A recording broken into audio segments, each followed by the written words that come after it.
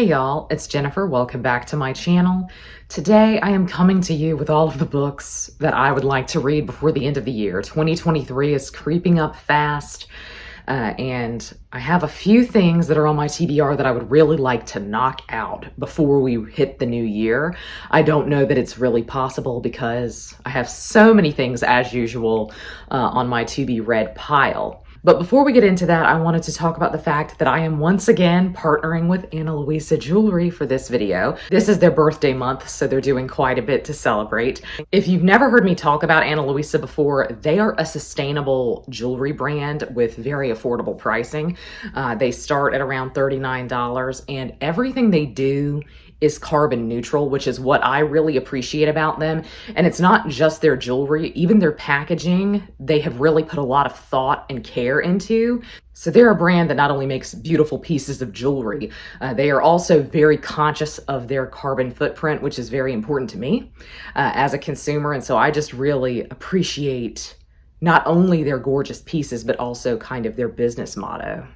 And I have a link for you to use down below. But they sent me 3 pieces to try that I am just really obsessed with. One of these is this ring with this butterfly on it, which is called the Hazel. And it is so small and dainty, but I love the fact that it looks really nice with their other pieces and it looks a little bit lighter than some of their other rings. So it's just great to wear in conjunction with their other pieces. But I just am obsessed with this tiny little butterfly. They also sent me this pair of necklaces and they're called Heritage. And I really wanted these because I love the look of kind of layered necklaces and layered jewelry, and I thought these two would pair very well with other necklaces of theirs, and certainly like necklaces that you have with a stone that you just want a little bit something extra with.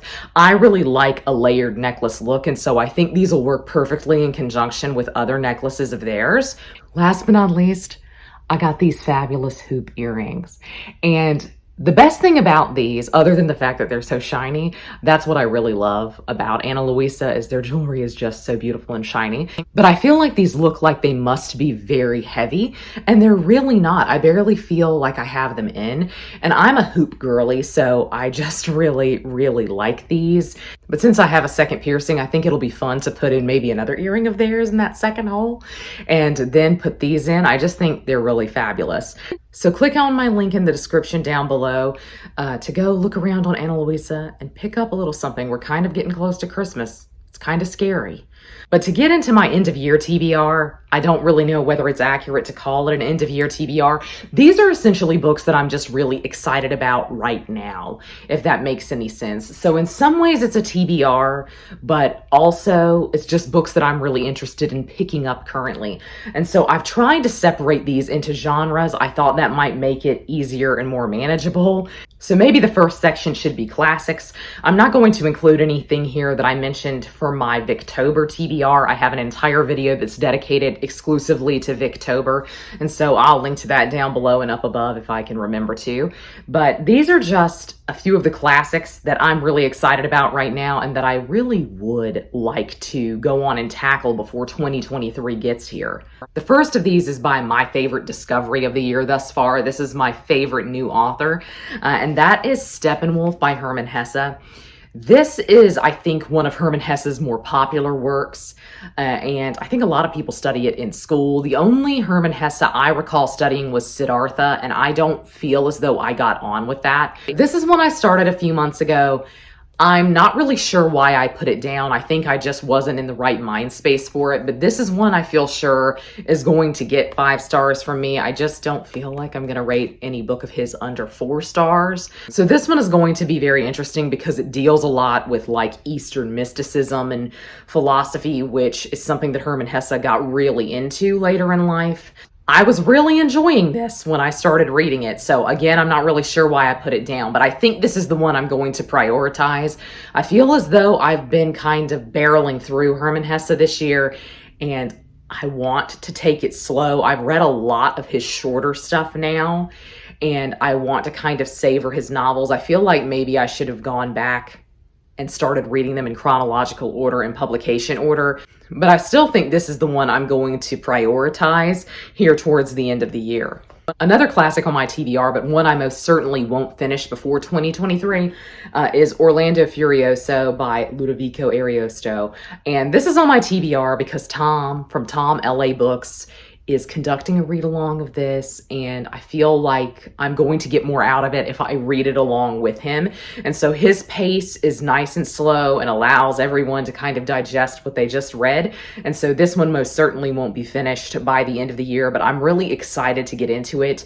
It's an epic poem from the 1500s. It's a Renaissance Italian poem, and I know I'm going to love it. The reason I have never read it before is that when I picked up this edition used, I didn't realize it was in prose.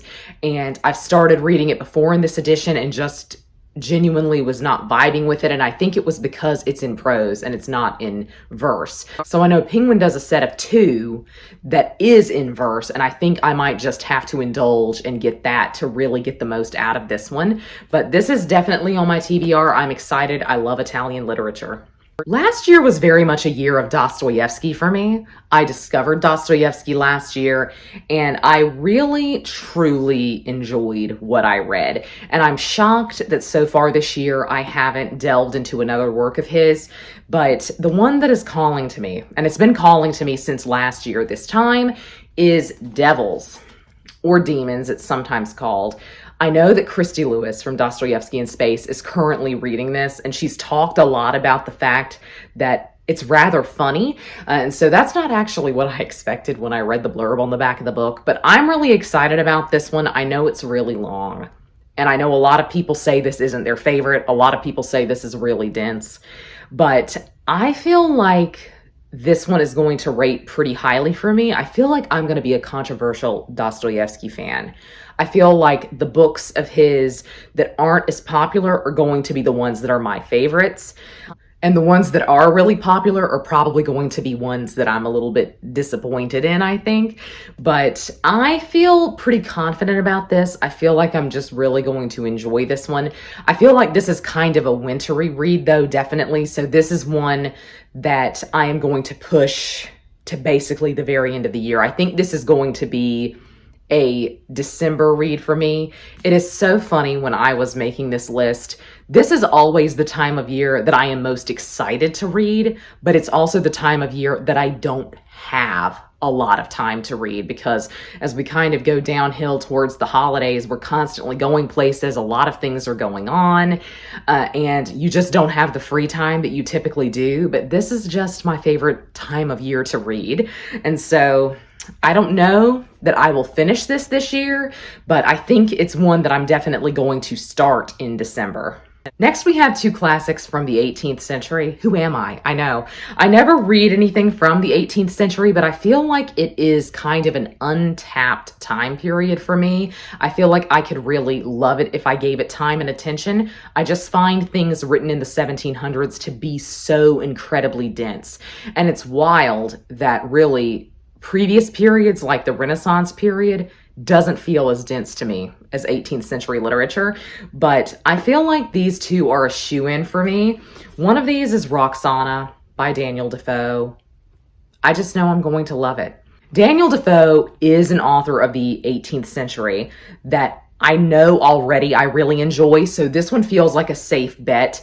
This has been on my TBR for a long time because Emma from Emma Angeline loves this book, and I feel like Emma and I have a lot in common in terms of classics that we really enjoy.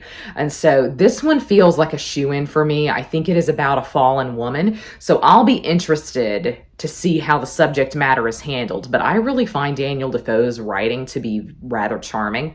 So I feel like I'm going to really enjoy this one, and I'm really excited to get into it. I feel like this is probably more of a November read. We also have Dangerous Liaisons by Chaudelot de Laclos. And I really want to read this because a new adaptation of this is coming out that looks amazing.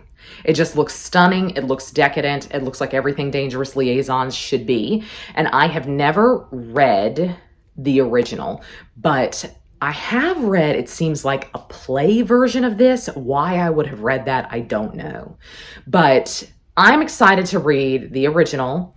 and then go into the show. I'm just really pumped about it. This was apparently very scandalous. I feel like the Marquis de Sade liked reading this, which tells you a lot about it, doesn't it? But it's also an epistolary novel, and epistolary novels just kind of have my heart. I really love epistolary classics and also epistolary, like, modern fiction. I really love books written in that style. And so I feel like I'm probably going to enjoy this for the style alone. One thing that really bugs me, I don't want to say it bugs me because it is just really a facet of the time period, but something that I don't tend to get on with in terms of 18th century literature is that there's just not a lot of dialogue. And for me, dialogue is a key part of enjoying fiction a lot of the time. And so this, I feel like, is going to be kind of dense, but I do feel like it's going to be enjoyable because the plot is going to be so engaging. The last of the classics is one I feel like I'm kind of cheating on. I don't know that most people would call this a classic, but I feel like it's a modern classic at any rate, and that is The Unbearable Lightness of Being by Milan Kundera. This is a novel that was originally written in Czech, I believe, and I think is set in Prague. This has been on my TBR for about a year now because it is a book that RM from BTS recommended. So this is kind of the last in that year-long project I've been doing where I've been reading RM's favorite books. I've really fallen off the wagon and I've not updated y'all on that at all because for the most part, every single book he has recommended, I have DNF'd. I really do not get on with Namjoon's book choices. And so he and I just don't jive, apparently, except in terms of Demian. I loved Demian, but everything else has been a genuine struggle for me. I mean, really it has. And so this one is tentatively on my TBR, but I want to finish out strong. I want to say that I at least attempted every book that I purchased for that project. And then I just know that when Namjoon recommends a book, I'm not picking it up because he and I just don't have the same taste. I've had much better luck reading books from other idols reading lists than I have from RM's, sadly enough. I feel like he's just such a philosophical literary person. That's not me. So this is kind of the last hurrah of that project. I know that he has recommended so many more books, and there are probably some gems on there that I could really enjoy. I really did this project just to get out of my comfort zone, to read things that I wouldn't normally pick up, and certainly it's made me do that, but it's also made me remember why I tend to stay in my lane, and I tend to stick with the same types of books over and over again, because that's genuinely what I enjoy. I feel like this is about a marriage gone bad. I feel like it's going to be either a big hit for me or a big miss. I just don't feel like I'm going to feel middle of the road about this one. I think I'm going to love or hate it. Next, let's get into fantasy.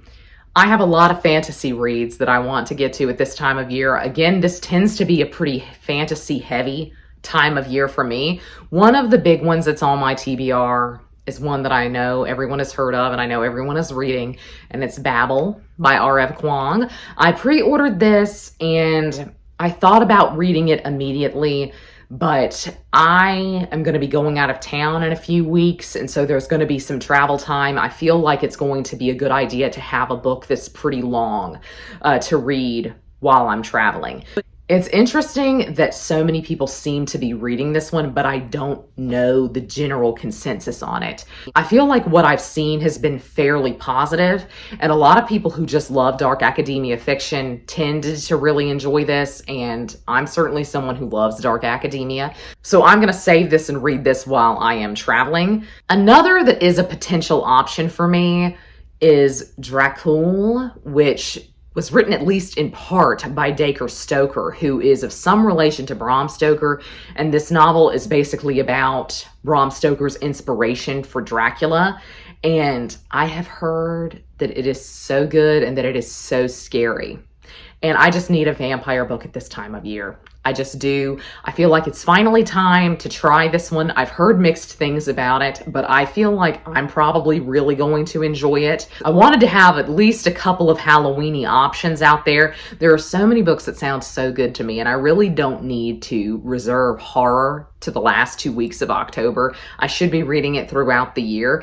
but this just feels like the time of year to be reading spooky stuff. And I feel like this one is going to hit a lot of marks for me. And it also feels like it'll be fun to pick up during Victober because it's about Bram Stoker.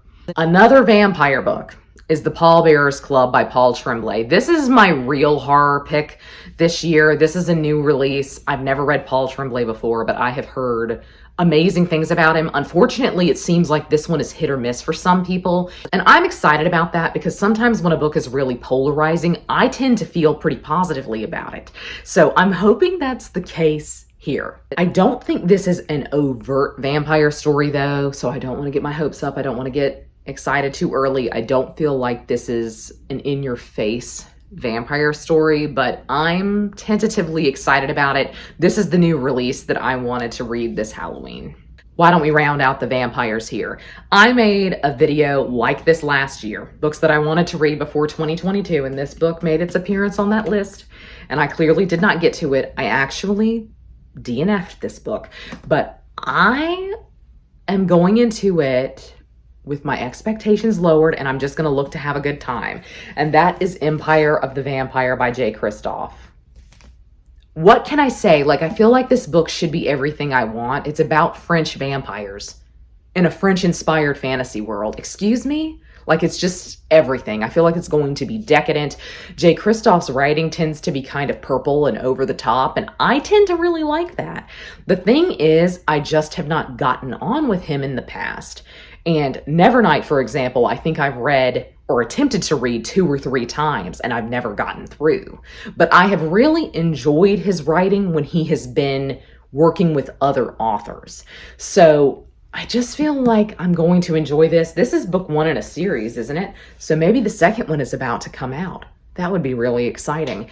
I have this massive physical edition because there are so many illustrations in it, but I think I'm probably going to have to get an ebook version of this because, I mean, look at it. That's probably also partially why I DNF'd it. I got to page 66. So I didn't even give this one a fair shot. This is another one, especially if I'm able to pick it up on ebook. This is one that I'll save for traveling. Also in the realm of Halloween, I have Lakesedge by Lyndall Clipstone. This is another polarizing one, and I heard things about it last year that made me really want to pick this one up, and I was so excited about it. And so I got it in the spring, and I always intended to save it to this time of year, but I've heard mixed things about it since I picked it up. Some people just were really disappointed in this, but this is also the first in a series, and maybe the second one's about to come out, but it's blurbed by my favorite YA and adult fantasy authors like April Genevieve Tucholka, The Boneless Mercies, one of my all-time faves, Juliet Marillier. What do I need to say? So I feel like if they enjoyed it, I'm probably also going to enjoy it because there's going to be a level of atmosphere in it, and there's going to be an aesthetic and a vibe, and that's what really excites me. This is apparently kind of a horror type story that is set at a lake house in a fantasy world, and it deals with like powers of darkness. I just think it's going to be fun. I think it's going to be perfect for Halloween, and I am really excited. This might be one of the first ones that I pick up off this list. I also have The Girl Who Kept Winter by Giao, which is, I think, a Vietnamese fantasy book, so I may be mispronouncing the author's name. Forgive me for that. I should have looked that up.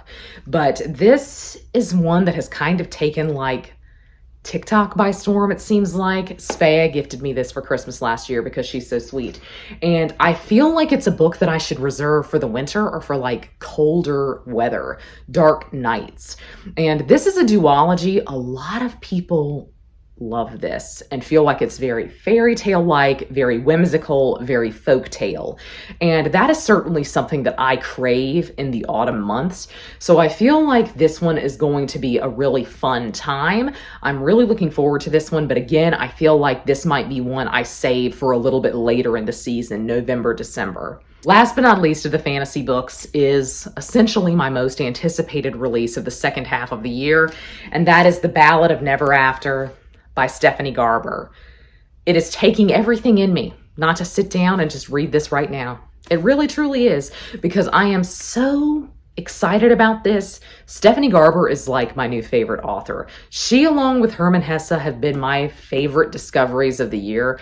I just genuinely love her writing. Speaking of whimsical, speaking of fairy tale, speaking of folk tale, Stephanie Garber has that down, and she also nails aesthetic, which is very important to me as a reader, and it's just very important to me in terms of any kind of art consumption. I feel like I'm just all about the vibes and the aesthetic, and she really nails that. I feel like this is the end of her duology. I think this was a duology, so I'm very sad. I'm very depressed that my time in this world is going to be over, but maybe it's not. Maybe it's a trilogy, and I still have one more to look forward to. It's a bit too late to start it, I feel like, before Victober, so I'm going to save this one. I found the first one to be really fun to read in December. There was something kind of Christmassy about the atmosphere of it, and so this is one that I think I'll also save for around December. So those are all of the books that are kind of on my tentative TBR. Of course, we will not get to all of them. We probably will not get to most of them, but it's nice to dream. It really is. So some of these are higher priorities for me than others, especially when looking at the last half of the year. There's just so much going on, so I don't feel like I'm going to have a lot of time to read. But when I do, I feel like this is a good mix, and this is kind of a broad variety of things to read. I'm especially excited about things coming up to Halloween. I just love reading for Halloween. And so I'm excited about a couple of my horror choices. I would love to know down below if you have read any of these, if there are any books on your TBR that you feel like you need to get to by the end of the year. Once again, check out Ana Luisa. I have it linked in my description box down below. But that's going to be all from me today. I hope you're all having a great week. Happy reading. Goodbye.